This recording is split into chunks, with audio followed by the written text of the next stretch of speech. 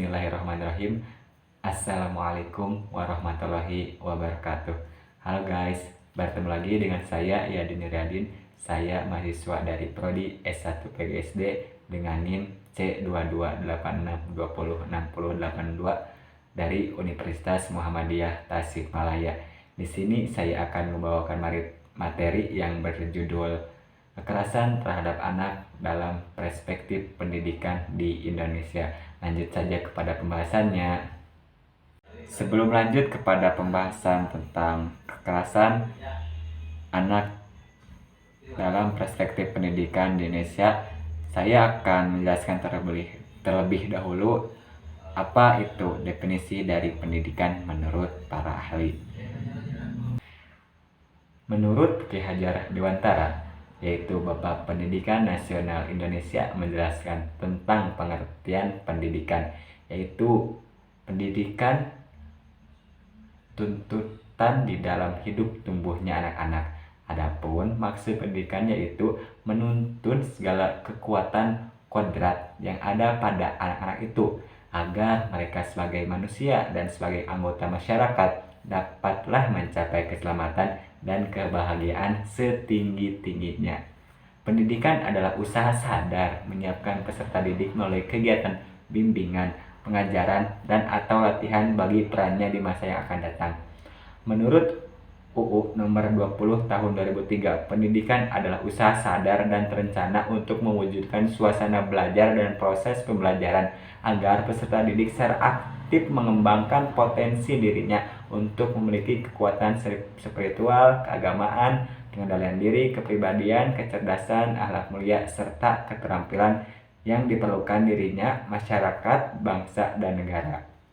Sedangkan pengertian pendidikan menurut H. Horne adalah proses yang terus-menerus abadi dari penyesuaian yang lebih tinggi bagi makhluk manusia yang telah berkembang secara fisik, mental, yang bebas dan sadar kepada Tuhan, seperti termanifestasi dalam alam sekitar, intelektual, emosional, dan kemanusiaan dari manusia.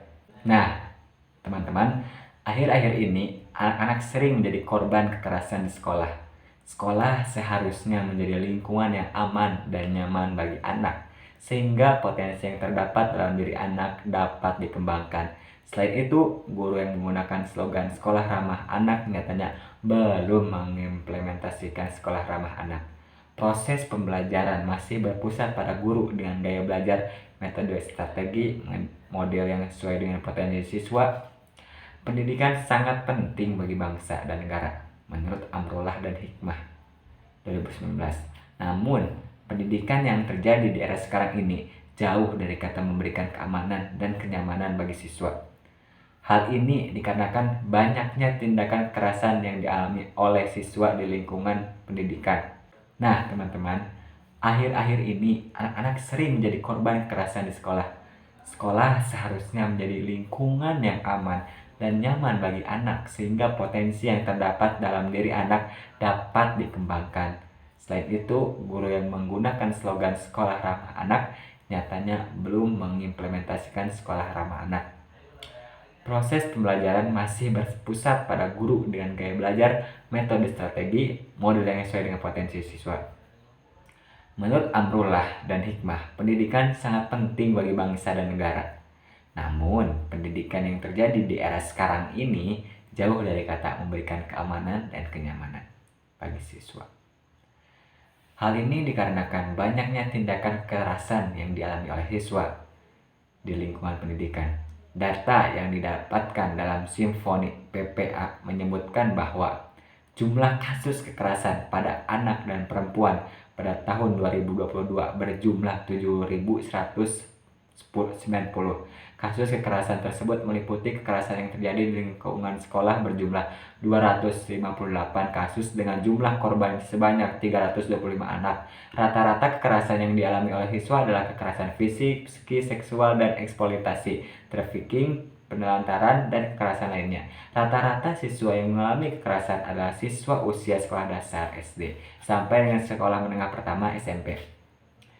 Berdasarkan data tersebut, dapat dilihat bahwa kasus kekerasan terhadap anak sangat memprihatinkan dalam lingkungan pendidikan. Banyaknya kasus kekerasan yang terjadi di sekolah menunjukkan bahwa lingkungan sekolah pada saat ini yang harusnya menjadi tempat yang aman dan nyaman bagi siswa, menjadi tempat yang menakutkan bagi siswa untuk belajar. Undang-Undang Nomor 20 Tahun 2003 tentang Sistem Pendidikan Nasional menyebutkan di dalam pasal 3 bahwa pendidikan nasional berfungsi mengembangkan kemampuan dan membentuk watak serta peradaban bangsa yang bermartabat dalam rangka mencerdaskan kehidupan bangsa, bertujuan untuk mengembangkan potensi peserta didik agar menjadi manusia yang beriman, bertakwa kepada Tuhan Yang Maha Esa, berakhlak mulia, sehat, berilmu, cakap, kreatif, dan menjadi warga negara yang demokratis serta bertanggung jawab. Kemerosotan moralitas umat manusia yang sangat mengkhawatirkan di atas, bila dirunut ke belakang, berpangkal dari penyelenggaraan pendidikan modern yang kurang berlandaskan moralitas humanis religius. Bentuk-bentuk kekerasan tersebut antara lain: 1. Kekerasan emosional seperti dihina, direndahkan, tidak diharapkan lahir, tidak disayangi, mengalami perundungan. 2. Kekerasan fisik seperti ditendang, dipukul, dicekik, dibekap, diancam, atau diserang dengan senjata. Dan yang ketiga, kekerasan seksual yang dibagi menjadi kekerasan seksual non kontak seperti melihat kekerasan atau kegiatan seksual, dipaksa terlibat dalam kegiatan seksual, dan mengirimkan gambar, foto, atau video atau teks kegiatan seksual. Lalu ada kekerasan seksual kontak seperti sentuhan, diajak berhubungan seks, dipaksa berhubungan seks, dan berhubungan seks di bawah tekanan. Nah, seperti contoh kasus yang beredar ya dari hari ke belakang itu siswa SMP yang membakar sekolahnya sendiri yang dikarenakan kasus pembulian dari teman-temannya, yang awalnya siswa tersebut melaporkan kepada guru, tapi malah sebaliknya kata kepala sekolahnya, siswa tersebut katanya caper.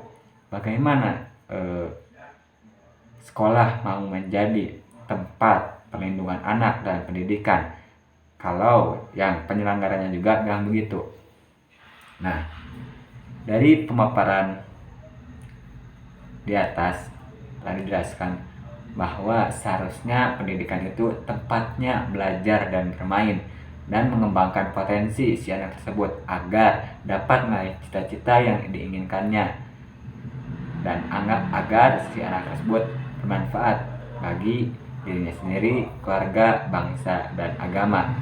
Mungkin sekian pemaparan materi dari saya. Selebihnya mohon maaf bila banyak salah. Sekian, saya Yadin pamit undur diri. Wassalamualaikum warahmatullahi wabarakatuh. Dadah.